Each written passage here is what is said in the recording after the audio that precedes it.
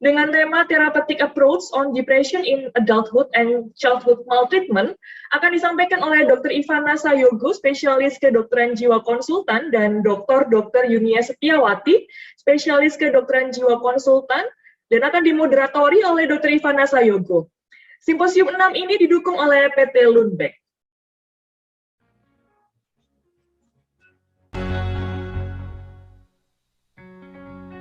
Lundbeck sebagai perusahaan farmasi global dengan pengalaman lebih dari 70 tahun di bidang neuroscience berkomitmen untuk terus mengembangkan dan menyediakan pengobatan terbaik yang dibutuhkan oleh orang-orang yang menderita brain disease, yaitu demensia Alzheimer, depresi, gangguan kecemasan, dan migrain.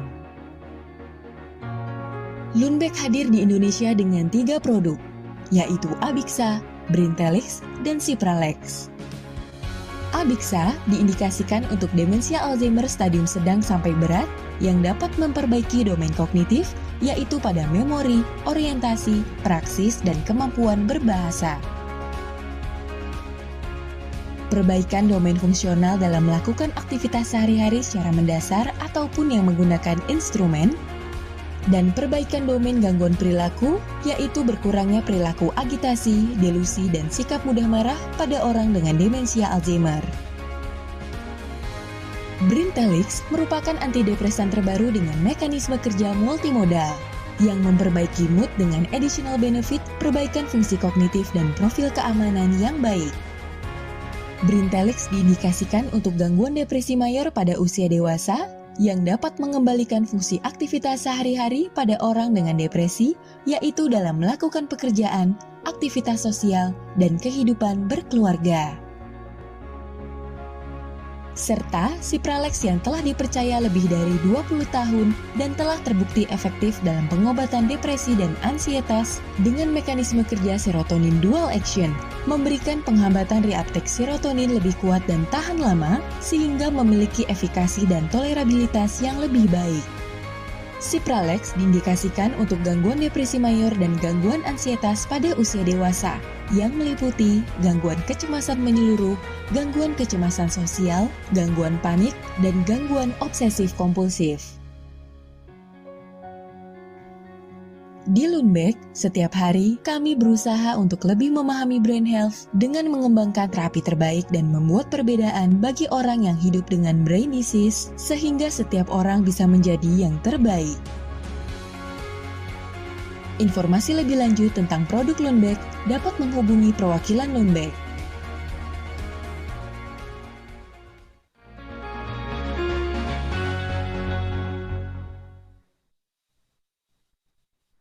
Baik, selanjutnya izinkan saya membacakan secara singkat CV dari moderator kita, Dr. Ivana Sayogo, spesialis kedokteran jiwa konsultan.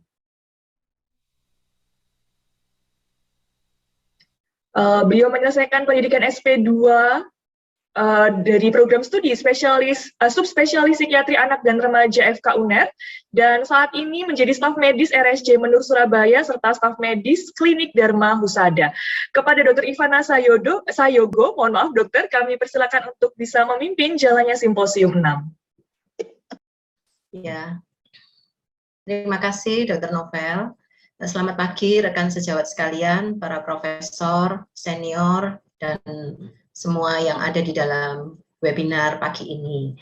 Hari ini saya dan Dr. Yunias akan mempresentasikan begitu ya apa yang sudah kita siapkan beberapa hari ini berkaitan dengan UCAPS di tahun 2022. Materinya akan dibagi menjadi 2 bagian, begitu. Saya di 20 menit pertama, kemudian dilanjut Dr. Yunias di 20 menit kedua, dan baru kita akan Q&A. Nah, tidak berpanjang waktu, oke, mohon panitia bisa menjadikan saya host. Oke, langsung bisa share ya. Saya akan share materi. Sudah bisa langsung dokter untuk share screen? Oke.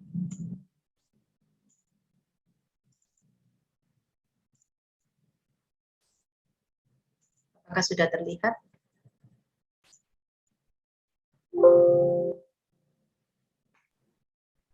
Sudah dokter? Ya, oke. Mulai ya. Jadi kami hari ini mempresentasikan untuk childhood trauma and its relation to depression in adulthood ya. Jadi terima kasih untuk PT Lundbeck yang sudah boleh menolong kami di dalam presentasi kali ini. Nah, ini yang tadi saya sebutkan untuk 20 menit pertama, 20 menit kedua, nanti Dr. Yunias akan bicara banyak tentang vortiosetin di dalam pengobatan MDD pada childhood ya. Dan ini kasus yang banyak kami temukan. Kali ini saya akan bicara tentang implikasi atau pengalaman traumatis pada anak-anak dan remaja itu dalam kaitannya dengan depresi dan bagaimana responnya terhadap terapi. Sekedar saya mengingatkan begitu, bukan menggurui karena kita sudah mengerti, cuman saya melihatnya sejauh praktek begitu. Kami mendapatkan di meja praktek itu kenapa sih anak-anak dan remaja ini sangat susah sekali untuk move on gitu ya. Mereka kadang itu terdiam, terpaku, nanti kesenggol sedikit, tidak punya teman, langsung gitu, mengingat akan memori-memori masa lalunya. Apa yang terjadi? Nah, itu yang menjadi sesuatu yang menarik untuk kita pelajari pagi ini.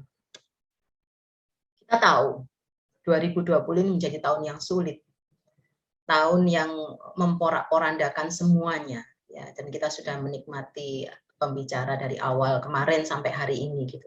Betapa tahun ini, tahun 2020, di mana prediksi kita 10 tahun yang lalu ternyata terjadi.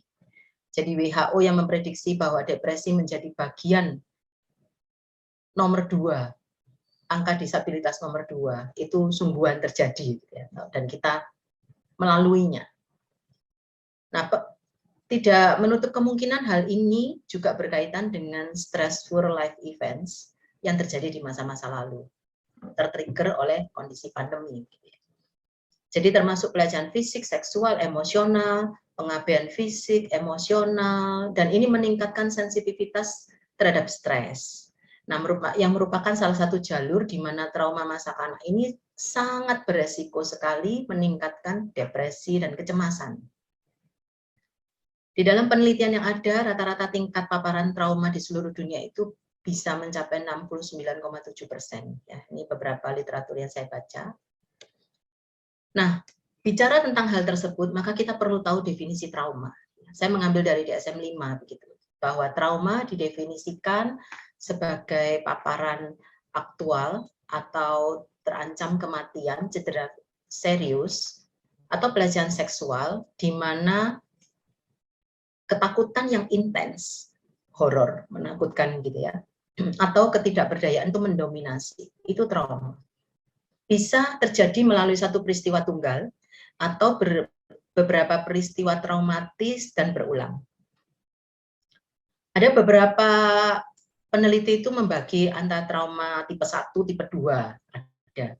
Jadi trauma multiple atau trauma tunggal begitu. Nah, trauma kompleks ini biasanya dikaitkan dengan trauma berkepanjangan dan pengalaman berulang yang melibatkan berbagai pelanggaran seperti kekerasan seksual, fisik, pelecehan emosional, penelantaran yang sering dilakukan oleh seseorang yang dikenal korban. Jadi banyak hal ya, saya menemukan banyak hal seperti ini, teman baik, paman gitu ya, bahkan orang tua.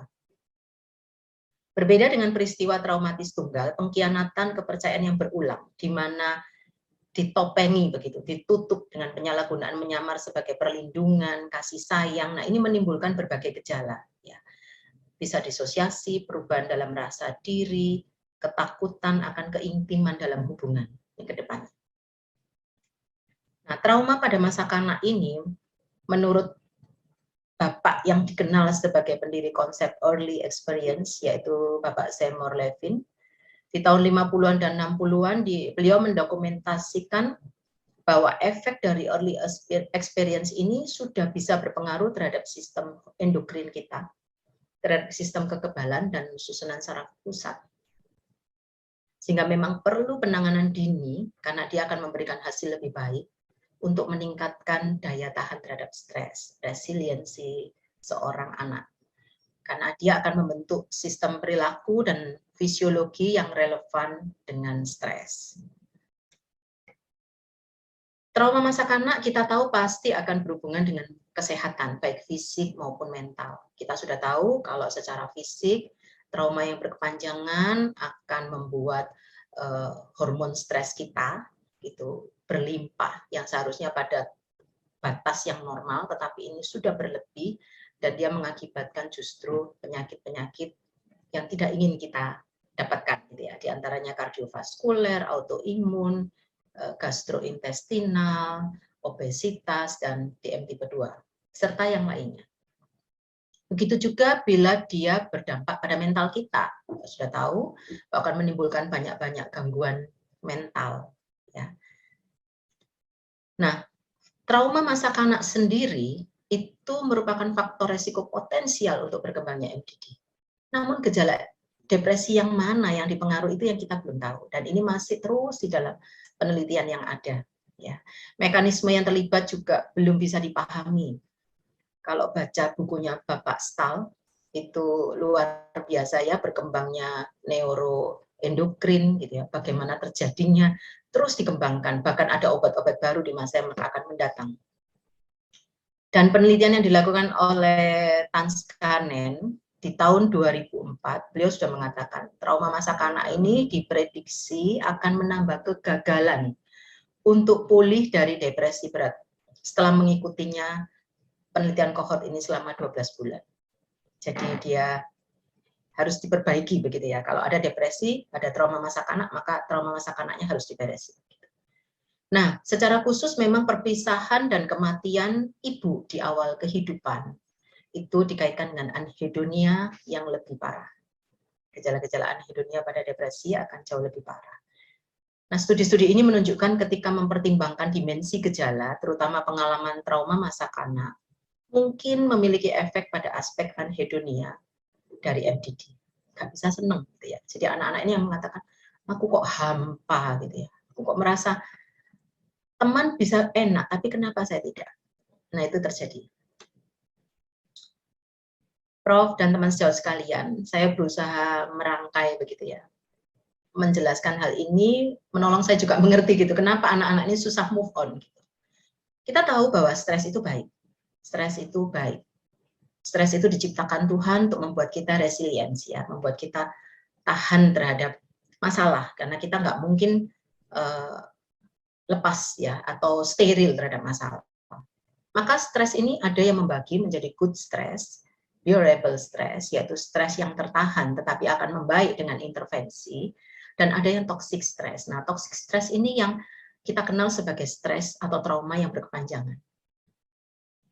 Nah, ketika bahaya itu muncul, bahaya stres itu muncul, maka di dalam tubuh kita itu ada semacam emosional imun gitu ya, alarm sistem itu sebutannya sebagai emosional imun. Muncul gitu loh, kayak tertrigger begitu, ini ada bahaya nih. Langsung red alert kita muncul. Nah, ini peran amigdala besar banget ya. Karena dia langsung merespon gitu. Wah, ini ada sesuatu bahaya mengancam, bahaya ini akan membuat kita, bahaya ini mengancam atau tidak, pokoknya kita siaga. Itu otomatis terjadi. Saya membayangkan hal ini ketika ketemu dengan anak-anak yang susah sekali atau menceritakan berulang, apa sih yang terjadi gitu di dalam diri mereka ya. Jadi ternyata perannya di sini. Begitu amigdala muncul, maka dia akan berespon. Jadi apa yang dilakukan anak, misalkan berespon dengan marah, atau berespon dengan lari, atau berespon dengan menunduk, atau berespon dengan ketakutan, itu respon otomatis yang terjadi karena ada di alam bawah sadarnya. Dan itu berulang. Dan itu kalau berulang panjang maka akan menjadi semacam cognitive style gitu ya, mekanisme pembelaan ego yang dia lakukan setiap saat berulang. Dan ini kalau tidak ditolong kan, kalau dia usianya 30 tahun perilaku seperti anak-anak, kita bisa lihat gitu.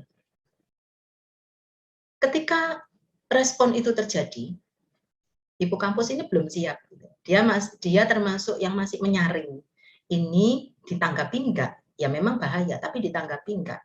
Ini bagaimana penanggapannya? Ini lebih halus. Gitu. Jadi dia memakai logika, gampangannya begitu. Kalau amigdala tadi respon otomatis, kalau hipokampus lebih nyaring, lebih menyaring.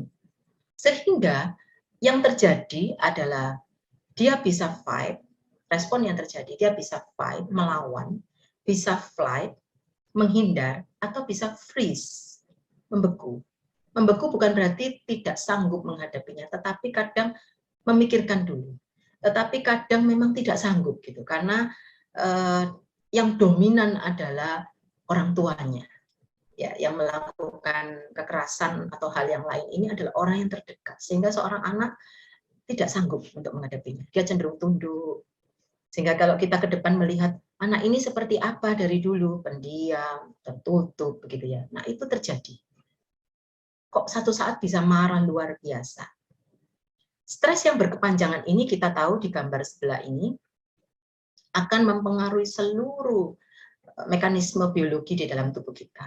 Hormon stres itu harusnya dikeluarkan pada saat yang tepat dalam jumlah yang tepat. Tetapi jika dia berkepanjangan, dia bisa menjadi racun di dalam tubuh kita. Kenapa? Karena feedback mekanisme yang terjadi. Sehingga yang muncul adalah gejala-gejala fisik. Ya. Jadi bisa jadi muncul kondisi-kondisi yang enggak terdeteksi. Makanya kalau diperiksa ya normal-normal saja. Ini yang terjadi. Ya, terjadi di dalam tubuh kita. Nah, bagaimana kalau stresor itu berkepanjangan terus, begitu ya? Apa yang terjadi? Kan alert ya, lampu waspada itu nyala terus begitu, red alertnya nyala terus gitu. Sehingga dia selalu dalam kondisi yang waspada, yang merasa tidak nyaman. Apapun sudah diberitahu, apapun dia merasa tidak nyaman, gitu. Karena muncul perilaku curiga, muncul perilaku berprasangka. Lama-kelamaan memang membaik, tetapi memori itu tidak jadi baik. Maka saya melihatnya itu kelanjutannya bagaimana seseorang yang dengan trauma masa kanak tidak mendapat terapi, dia bisa menjadi depresi. Gitu ya. Nanti saya jelaskan. Nah, peran kognitif di dalam hal ini juga penting ya, karena tadi apa yang akan dia lakukan, apa yang akan dihadapi, kemudian bagaimana dia melawannya, bagaimana dia membentuk resiliensi diri, ini memang peran kognitif sangat besar. Jadi peristiwa negatif selama awal kehidupan itu mengakibatkan pelepasan berbagai mediator dan neurotransmitter stres di area tertentu otak kita. Dia berinteraksi dengan mengembangkan neuron dan jaringan neuronal, sehingga struktur dan fungsi berubah, mengakibatkan perubahan kognitif dan emosional. Dengan cara mengganggu pematangan jaringan otak yang berhubungan dengan proses tersebut. Terjadi defisit pada hipokampus. Kalau kita bicara tentang MRI, maka volume hipokampusnya menurun, gitu ya. Dan hipokampus berkaitan dengan pembelajaran dan memori. Gitu. Jadi kita bisa melihat bagaimana mereka tidak bisa memasukkan pengalaman baru, memori-memori yang baru ke dalam hipokampus. Ingatnya cuma memori yang jelek-jelek toh. Begitu perasaannya nggak enak, twing, langsung memori yang jelek yang diingat. Gitu. Dan segala sisa emosional yang berhubungan dengan perubahan sirkuit di amigdala. Ini berkurangnya volume hipokampus dan gangguan struktur dendritik diamati sudah terjadi selama masa remaja akhir.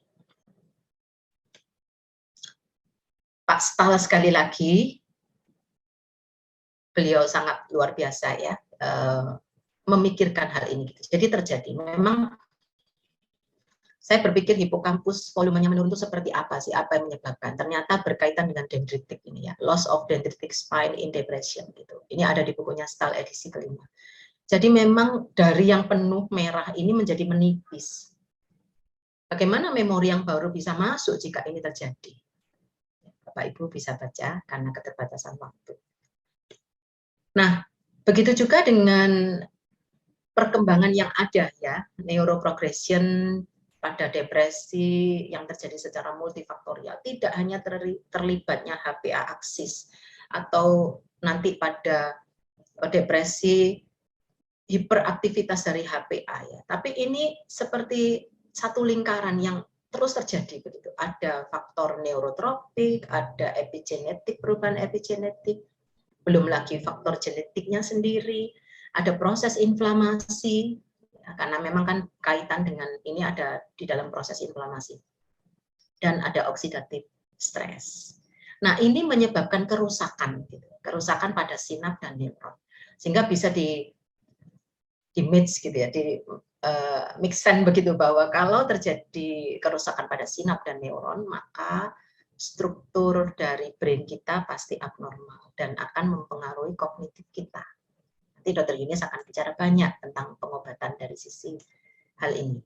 Begitu juga dengan fungsi, tadi saya sebutkan struktur dan fungsinya berubah.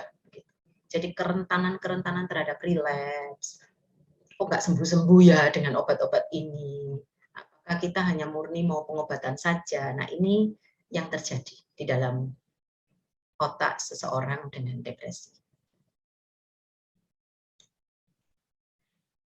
Dan dampak dari trauma masa kanak terhadap prognosis untuk MDD, maka bisa kita lihat ya. Kalau di masa kanak, anak mengalami trauma, Pak Seymour tadi mengatakan early experience itu sudah mempengaruhi. Meskipun mereka tidak menyadarinya ya, seorang anak tidak menyadarinya, tapi lama-lama itu sudah mempengaruhi begitu. Dan kalau kita mau telusuri, mereka yang datang di usia remaja atau di usia yang sudah agak dewasa, pasti ditelusuri masa kanaknya ini ada hal-hal yang demikian. Bahkan dikatakan bahwa pasien MDD itu paling minimal memiliki 2 pengalaman masa kanak yang buruk. Ya, ada 2 hal. Terjadi emotional neglect, psychological abuse, mungkin terjadi physical abuse atau sexual abuse di masa kanak. Nah, ini mempengaruhi semuanya sehingga memberikan faktor resiko karena dia sudah punya cara untuk menyelesaikan problem-problemnya secara sendiri, entah itu dia melawan, entah itu dia menghindar gitu ya, atau dia membeku, menundukkan, memikirkan begitu, dan cenderung pasif agresif, maka ini akan mempengaruhi personality seseorang, membentuk. Dan kita tahu personality ini ada aspek watak atau temperamen dan ada aspek karakter diperoleh dari nurturing dia dari antara sekitarnya, sehingga personality-nya seperti ini. Dan ada clinical karakteristik yang terjadi. Sebenarnya kita bisa telusuri itu ya. Dan pada masa dewasanya, mereka akan beresiko lebih cepat untuk terjadinya depresi, lebih mudah relapse untuk resikonya, dan kronis. Nah, ini yang bisa kita lihat gitu ya. Untuk respon terapi, literatur memang tidak mengatakan, oh ya, ini bagus dengan obat A, gitu ya, atau bagus dengan cara terapi psikoterapi ini, tidak. Gitu ya. Jadi sampai saat ini pun mereka masih meneliti banyak hal. Apakah bisa hanya dengan pengobatan antidepresan saja?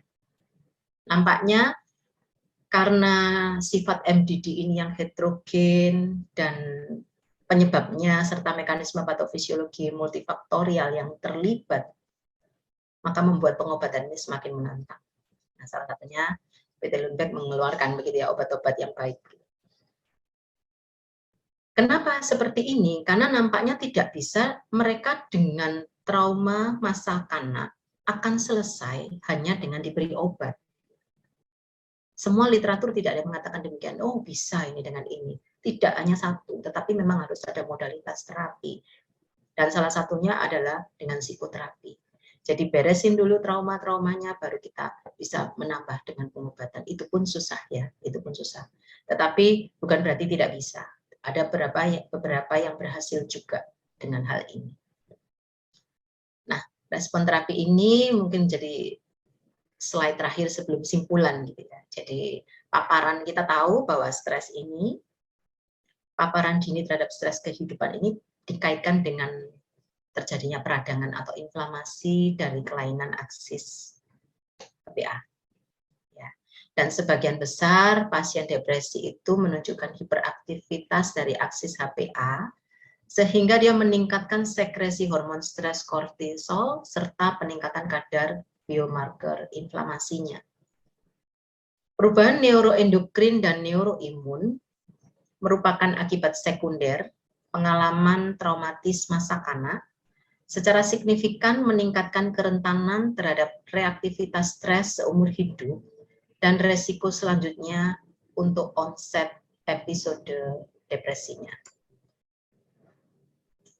Adanya trauma masa kanak pada pasien dengan gangguan depresi menjadi kurang maksimal dengan pemakaian antidepresan saja. Jadi harus dikombinasi dengan psikoterapi. Prof dan teman sejawat sekalian, demikian yang saya bisa sampaikan. Berikutnya akan disampaikan oleh Dr. Yunias untuk materi selanjutnya. Ini semoga waktunya masih banyak ya. Dok, silakan. Terima kasih Dr. Ivana ya yang telah menyampaikan materinya dengan sangat jelas ya. Tadi lebih ditekankan mengenai terapi psikososialnya ya. Nah, pada topik kedua ini akan kami sampaikan mengenai topik pemilihan obat yang baik yang tepat untuk pasien-pasien dengan depresi ya. Untuk CV-nya mungkin Dr. Ivana ini bacakan. Saya izin menyampaikan materinya. Ya dok, monggo. Ini Dr. Yunias. Dr. Yunias, Dr. Yunias, spesialis kedokteran jiwa konsultan sebagai ketua program studi subspesialis di FK UNER ya. Dr. Yunias ini juga ketua PKRS Departemen Psikiatri di Rumah Sakit Dr. Sutomo Surabaya dan Chief Editor Jurnal untuk Psikiatri Surabaya, FK UNER, reviewer jurnal nasional dan internasional, dan anggota tim kesehatan mental IAKMI dan YKAI. Beliau menyelesaikan S1 di kedokteran Universitas Brawijaya Malang, pendidikan spesialis kedokteran jiwa di FK UNER, dan konsultan psikiatri anak dan remaja di FK UNER, serta S3 doktoral di Universitas Erlangga. Berpraktek di Rumah Sakit Siloam dan Rumah Sakit Mitra Keluarga Kenjeran di Surabaya. Untuk kontak person dan emailnya jika ada yang mau menanyakan silakan, bisa di foto dulu gitu ya dok ya untuk kurikulum vitae. Silakan Dr. Yunias. Terima kasih Dr. Ivana. Baik, kalau pemateri kedua ini enak tinggal melengkapi ya, setelah tadi juga banyak dijelaskan pada simpo kelima. Kali ini saya akan menyampaikan ini ya, obat antidepresan yang baru, yaitu vortioxetine. Apakah vortioxetine ini bisa ya sebagai terapi ya untuk depresi? Tadi dikatakan Dr. Ivana, kalau stresornya tuh meningkat terus ya, kronis, nah itu kan bisa terjadi depresi mayor saat dewasa.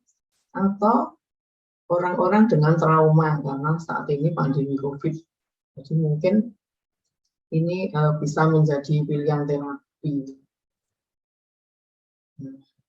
Seperti kita ketahui bersama, pandemi COVID yang berkepanjangan ini ya, sudah hampir 2 tahun, bahkan 2 tahun lebih. Kok tetap belum selesai, apalagi di beberapa daerah yang awalnya dengan adanya lockdown, jadi semuanya itu di rumah, mengakibatkan gangguan-gangguan. Ada anak bisa terjadi cabin fever syndrome. Penelitian saya dengan Dr. Isa, cabin fever itu sangat banyak. Nah, ini ternyata tidak hanya di Indonesia, dari penelitian yang dilakukan bulan Mei 2020 berkaitan dengan periode lockdown di Kuwait, dari 412 partisipan. Nah, ini pertanyaannya tuh dengan kuesioner demografik, pola hidupnya, dan menggunakan screening PHQ-9 dan PHQ-7 untuk menilai faktor-faktor depresi dan kecemasan.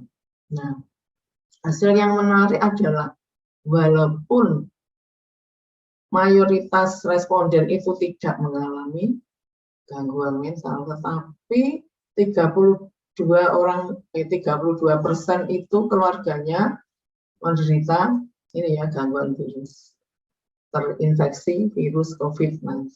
Ternyata responden yang 4.123 tadi 30% mengalami gejala-gejala depresi sebanyak 30% dan 25%-nya mengalami gejala kecemasan. Ini dikatakan bahwa orang-orang yang telah mengalami gangguan mental sebelum pandemi itu memiliki risiko lebih tinggi untuk mengalami gangguan depresi pada saat pandemi. Nah, kalau orang-orang yang mengalami pada masa pandemi, lebih tinggi lagi risikonya untuk menjadi gangguan depresi mayor. Yang tak kalah pentingnya yaitu ternyata penyintas pun juga berisiko untuk terjadinya gangguan depresi, kemungkinan karena stigma atau ketakutan akan tertular kembali, ya, atau memang dia dengan mekanisme pembelaan ego yang rendah, ya, berkaitan dengan stresor-stresor yang pernah dialami di masa anak. Nah, ini studi lagi di negara yang lain, yaitu dari 402 penyintas COVID. Ternyata 56% itu sekurang-kurangnya ada satu gejala klinis, ya, manifestasi gejala klinis. Gangguan mental yang terbanyak memang yang kita jumpai di praktek klinis ini kan insomnia, ya, gangguan tidur dan kecemasan. Di mana 30%-nya juga mengalami depresi dan 28% mengalami gangguan stres pasca trauma, mungkin karena kehilangan orang-orang yang dicintainya. Dan 20% itu mengalami obsesif kompulsif, mungkin karena sering cuci tangan, akhirnya yang sudah bakat OCD itu menjadi obsesif kompulsif, ya. Nah, memang orang-orang yang mengalami gangguan psikiatrik sebelumnya itu menunjukkan peningkatan psikopatologisnya yang lebih tinggi dibandingkan orang yang secure, ya. Jadi memang awalnya sudah insecure. Ini adalah penelitian yang kami lakukan di era pandemi COVID-19 yang sedang tinggi-tingginya di bulan Juni. Kami lakukan sampai bulan Agustus. Ternyata kecemasan-kecemasan terutama di tenaga kesehatan itu sangat tinggi, ya. Namun yang menggembirakan yaitu resiliensinya itu cukup bagus. Ini mungkin berkaitan dengan di tempat kami itu ada poliklinik Pondok Surhat, ya, yang diinisiasi oleh Dr. Nalini. Terima kasih Dr. Nalini. Dan saat ini juga banyak sekali pasien-pasien yang mencurahkan isi hatinya begitu, ya, ventilasi ke Pondok Surhat di polipsikiatri. Nah, hasilnya resiliensinya juga cukup baik. Ini penelitiannya juga atas inisiasi dari direktur kami, yaitu Dr. Joni dan Kepala Kepegawaian Bu Florentina, ingin mengetahui kecemasan-kecemasan saat terjadinya pandemi itu seberapa banyak dan resiliensinya itu bagaimana. Nah, dampak pandemi yang berikutnya yaitu setelah juga telah diterangkan oleh Dr. Ivana tadi, ya, rupanya pola pengasuhan orang tua, ya, termasuk bagaimana ayah dan ibu, karena kalau ibu itu kan berkaitan dengan IQ, kalau ayah itu berkaitan dengan perilakunya. Nah, karena sekarang belajarnya lewat gadget, jadi anak-anak itu berisiko adiksi internet, ya, dimana adiksi internetnya itu ternyata cukup tinggi, ya. Ini penelitian saya bersama dengan Prof. Irwanto. Berikutnya yaitu ternyata, ya, adiksi internet itu juga berhubungan dengan temperamen yang negatif, ya. Itu penelitian saya dengan Prof. Irwanto juga dan dengan Mbak Dista Sari, itu salah satu SMP.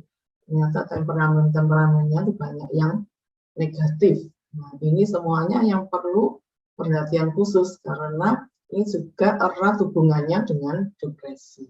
Ini beberapa penelitian yang menarik dan erat hubungannya dengan kondisi pandemi COVID-19. Nah, berikutnya adalah vortioxetine, ya. Nah, kenapa vortioxetine ini bisa menjadi pilihan? Apakah keunggulan vortioxetine dibandingkan antidepresan jenis SSRI dan SNRI?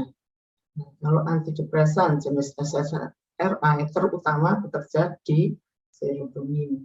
Tetapi vortioxetine itu bersifat multimodal, ya. Jadi dia bisa memperbaiki suasana hati, kognisi, begitu ya. Karena selain di serotonin, dia juga bekerja di agonis 5-HT1A, parsial agonis 5-HT1B, dan juga antagonis di 5-HT1D, 5-HT3, dan 5-HT7 yang nanti akan saya terangkan pada slide berikut.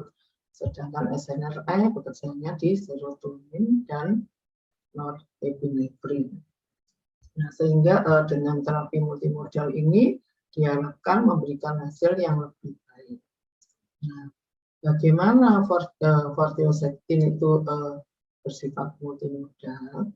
Ini karena dia bersifat mengaktifkan glutamat. Ya. Selain itu juga meningkatkan serotonin, noradrenalin, dopamin, asetilkolin, dan histamin di daerah otak tertentu, di mana neurotransmisi dopamin, noradrenalin, histamin, dan glutamat pada yang sama diatur ke bawah.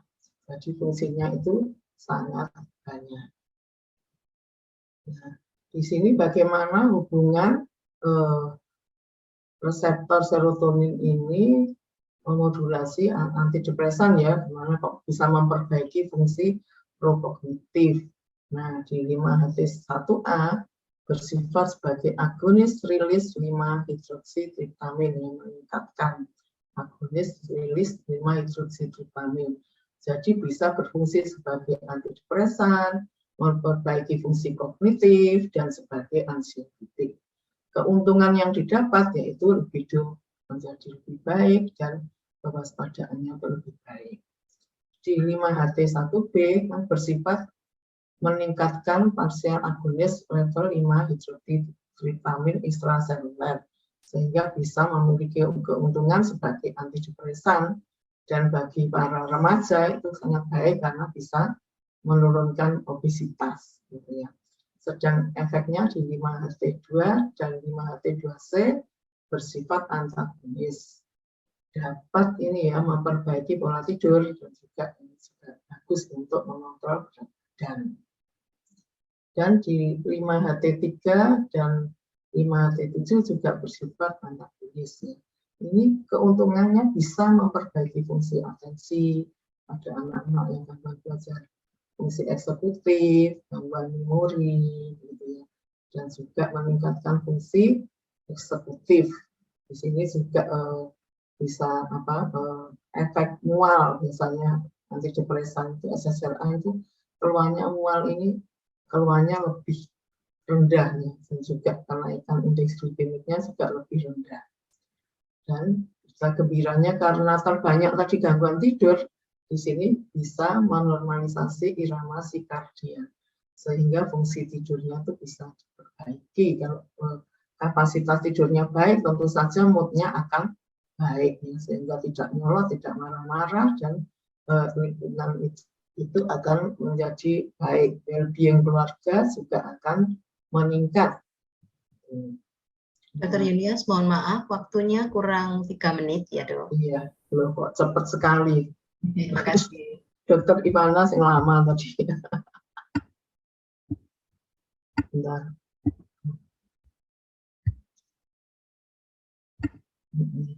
Nah, di sini oke, nggak apa-apa. Saya besarkan ya. Nah,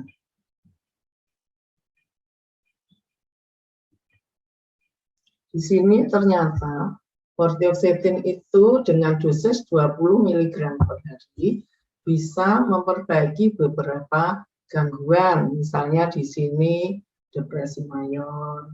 Yang kedua yaitu adanya trauma-trauma masa anak. Yang ketiga bisa memperbaiki quality of life. Selain itu juga mengurangi fungsi relapse, ya.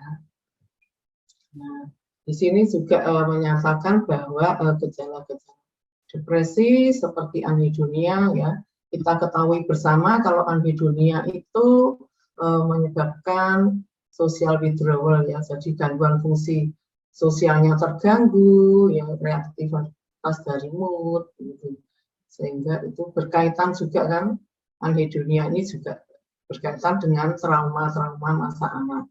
Yang menarik yaitu terutama ternyata tidak hanya sexual abuse ya, dari literatur yang terbaru itu physical dan emotional abuse itu sangat erat kaitannya dengan gangguan-gangguan MDD, ADHD begitu pada masa dewasanya.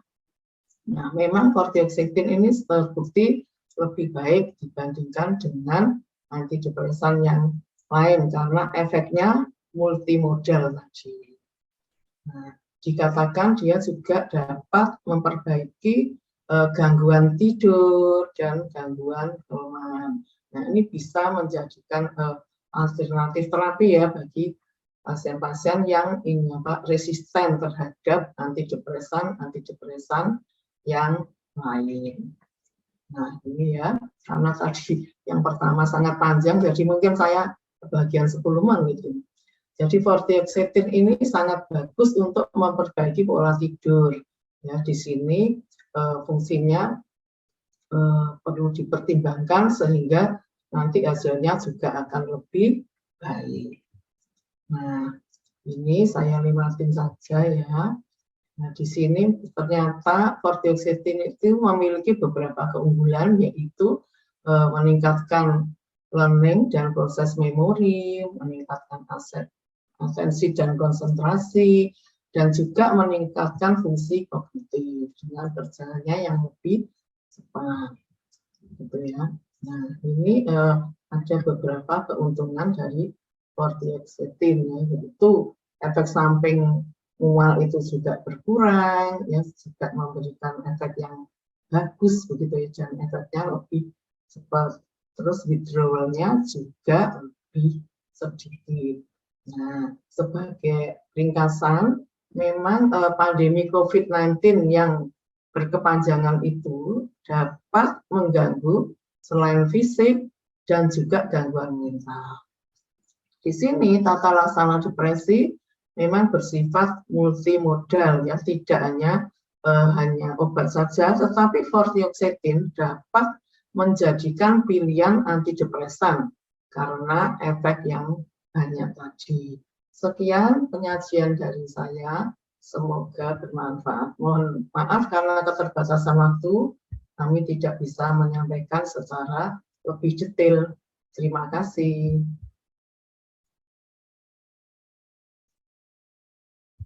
Monggo, Dr. Ivana.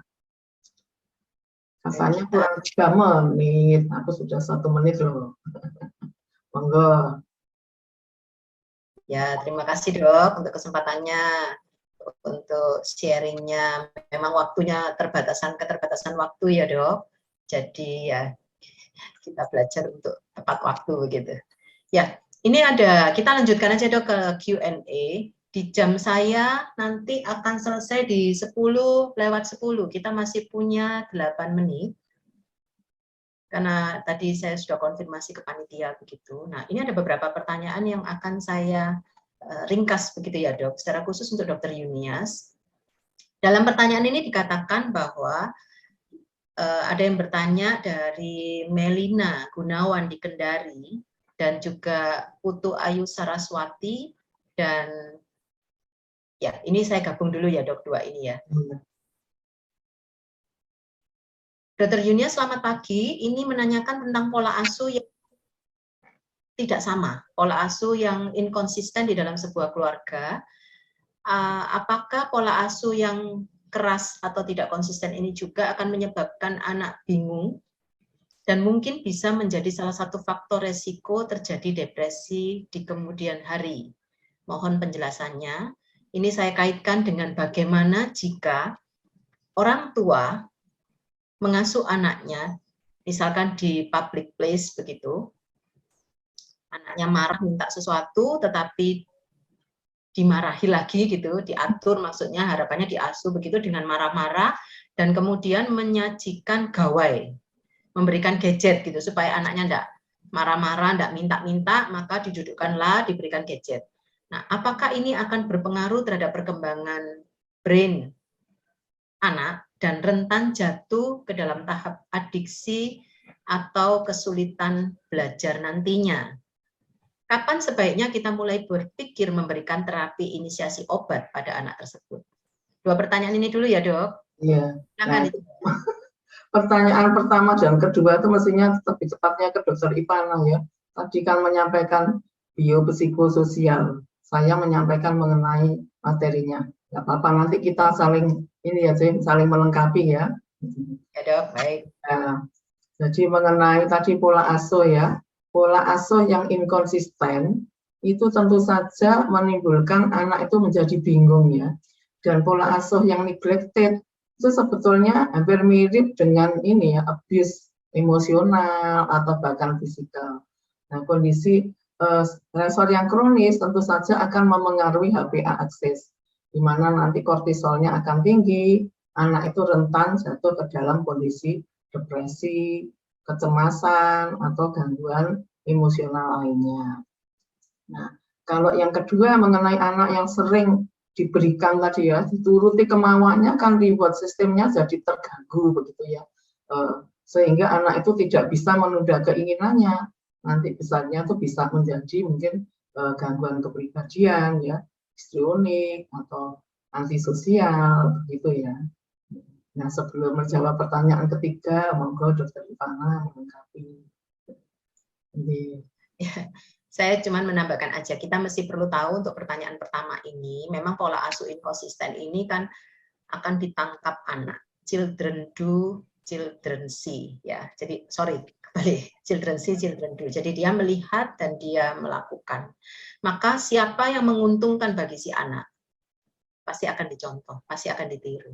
Bagaimana anak itu kan maunya pasti akan cari sesuatu yang menyenangkan dirinya ya, pengin es krim, tapi dilarang kakek neneknya karena batuk, tapi ayah ibunya boleh. Atau sebaliknya, maka dia akan cari cara bagaimana memuaskan keinginannya atau memenuhi keinginannya. Nah, pola asuh yang inkonsisten ini membuat anak belajar. Ini yang saya sebut tadi sebagai cognitive style. Dia punya cara bagaimana mengambil hati nenek, kakek, bapak, ibu, kakak, tetangga, dan lain-lain. Dia punya cognitive style. Cognitive style ini akan dipakai terus-menerus menjadi sebuah perilaku yang permanen. Perilaku yang permanen ini yang akan membentuk. Jadi kalau ngomong tentang kepribadian, kita akan bicara tentang watak dan tentang pengasuhan. Maka pola asuh yang inkonsisten ini menjadi bagian di dalamnya. Nah, ini yang membentuk anak menjadi, apakah dia akan beresiko terhadap depresi atau tidak. Kita melihat ke depan dan tidak melupakan tentang faktor-faktor genetik, epigenetik, apa-apa yang terjadi di dalam brain-nya. Ya, perlu deteksi dini. Kemudian terkait dengan bagaimana anak kalau di mall nangis, maka bapak ibunya langsung kasih gawai gitu ya, langsung kasih ini. Saya mikirkan begini, kita ini tidak mungkin lepas dari gadget. Kita tidak mungkin lepas dari gadget ya. Dan kita tahu anak kita bisa diam itu kena gadget. Karena sesuatu yang menyenangkan. Seandainya ini kan tidak selalu terjadi ya. Dan kita tahu, makanya saya tadi bilang, anak punya style sendiri, bagaimana caranya dia memuaskan keinginan. Ya kita dampingi begitu. Ketika dia memang di mall yang mengharuskan harus tenang dulu, ya didampingi. Kalau bisa ya didampingi oleh pengasuh atau kita sendiri untuk melihat gitu, gadget ini apa sih, terus kita ajak komunikasi. Nah, itu akan menolong anak membuat mengerti kapan waktunya dia harus berhenti, kapan waktunya tidak. Apakah akan menjadi adiksi atau tidak, tergantung, tidak bisa dari satu aspek kita menilai. Harus beberapa waktu ke depan kita lihat.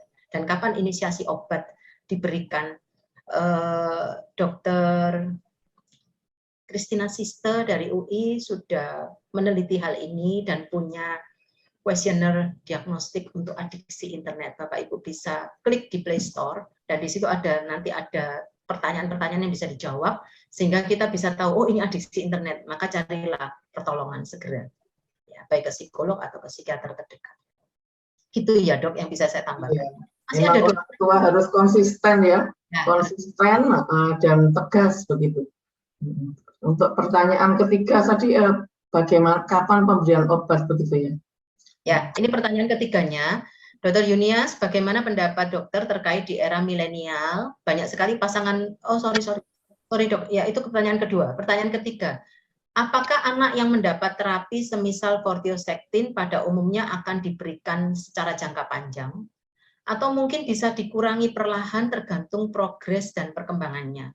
Dan dari sisi tumbuh kembang anak, apakah vortiosektin relatif aman dan tidak memiliki efek yang negatif? Kemudian apakah obat tersebut di-cover BPJS dan telah didistribusikan Lundbeck bagi kami yang berdinas di daerah perifer? Terima kasih dokter untuk ilmunya yang sangat bermanfaat. Ini dari Frankie Rumbiak di Merauke, dok. Silakan dokter. Iya, selamat pagi. Ini karena keterbatasan waktu sih. Jawabnya 4 menit ya waktunya.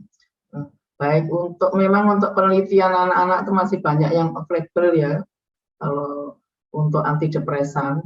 Nah, untuk penggunaan pada remaja, memang fungsinya kan banyak nih. Dia bisa memperbaiki fungsi kognitif, memperbaiki atensi, memori, ya, pembelajaran, dan menormalkan ritme sirkadian. Karena anak-anak sekarang karena gadget itu suka tidur, gitu ya. Nah, penggunaan antidepresan sendiri memang memerlukan waktu, karena mekanisme kerjanya selain di ionotropik juga metabotropik. Jadi untuk bekerjanya antidepresan itu tidak bisa segera. Jadi 3-4 minggu barulah dia ada efek inisiasinya. Kemudian dipertahankan biasanya selama 4-6 bulan, dosis maintenance. Nanti kalau mau diturunkan pelan-pelan, minimal 1 tahun. Kalau penggunaan itu di bawah pengawasan dokter dan sesuai indikasi, tentunya selain obat juga perlu terapi-terapi yang lain, misalnya terapi kognitif, ya, terapi modifikasi perilaku, insight oriented terapi, dan dukungan dari sekitarnya yang telah dijelaskan dengan gamblang oleh Dr. Ivana tadi. Ya. Dengan terapi yang terpadu itu diharapkan perilaku-perilaku negatif tadi bisa berkurang atau bahkan menghilang. Gitu. Kalau untuk apakah masuk ke BPJS atau tidak, itu kita berdua belum tahu ya, Dokter Ivana ya. Kita mengusulkan ke PT Lundbeck untuk belum kan ya, kalau di Sutomo belum. Kita bisa mengusulkan ya, Dokter Ivana, kalau melihat manfaat yang ada itu supaya bisa disediakan di BPJS begitu. Terima kasih, Dokter Ivana. Ya, terima kasih. Pertanyaan keempat tadi sudah terjawab ya dok di pertanyaan kita pertama. Berikut juga dengan pertanyaan kelima, mohon maaf untuk waktunya karena keterbatasan waktu, maka kita mengakhiri untuk sesi kali ini ya. Saya kembalikan, terima kasih untuk perhatian dan segala respon yang boleh diberikan. Saya kembalikan ke Dr. Novel. Terima kasih Dr. Ivana dan Dr. Yunias, materi yang sangat menarik dan semakin melengkapi pengetahuan dan pemahaman kita untuk tata laksana childhood maltreatment. Kami undang kembali Dr. Ivana dan Dr. Yunias untuk bisa berfoto bersama. Dr. Yunias ada request posenya dokter. Oke, kita mau Cece Ivana. Dr. Ivana? Pose cinta aja kali ya. Oh, cinta boleh? Baik, yuk kita hitung dari hitungan ketiganya. 1, 2, 3. Baik, terima kasih Dr. Yunias dan Dr. Ivana. Terima kasih, thank you.